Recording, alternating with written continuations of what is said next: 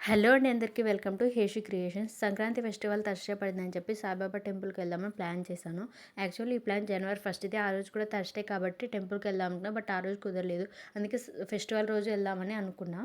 And first నేను మా husband ఇద్దరమే వెళ్దాం అనుకున్నాం, బట్ కరెక్ట్గా మేము వెళ్ళే టైంకి మా బాబు కూడా రెడీ చేస్తుంటే వానికి రెడీ చేసి తీసుకొని వచ్చేసాం. నిజంగా అయితే సాయిబాబా టెంపుల్ మా ఊర్లో అయితే చాలా అంటే చాలా బాగుంటుంది.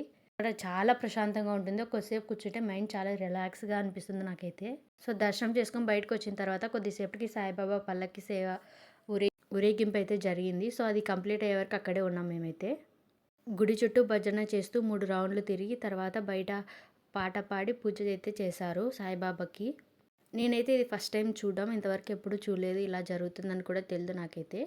మేము అక్కడ ఉండంగానే భజన అయితే స్టార్ట్ చేశారు. ఇలా చుట్టూ సాయిబాబా పల్లకి ఊరేగిస్తూ తిరుగుతూ ఉన్నారు. అండ్ ఈసారి సంక్రాంతి ఫెస్టివల్ కూడా చాలా అంటే చాలా బాగా జరుపుకున్నాము. ఈసారి సంక్రాంతి చాలా స్పెషల్, ఎందుకంటే పోయిన సంక్రాంతికి మేము ఇద్దరుగా ఉండేవాళ్ళం, ఈ సంక్రాంతికి ముగ్గురు అయ్యాం. మా బాబుకి అయితే ఇది ఫస్ట్ సంక్రాంతి. అండ్ ఇంకో విషయం ఏంటంటే వానికి కరెక్ట్గా సంక్రాంతికి 9 months పడ్డాయి.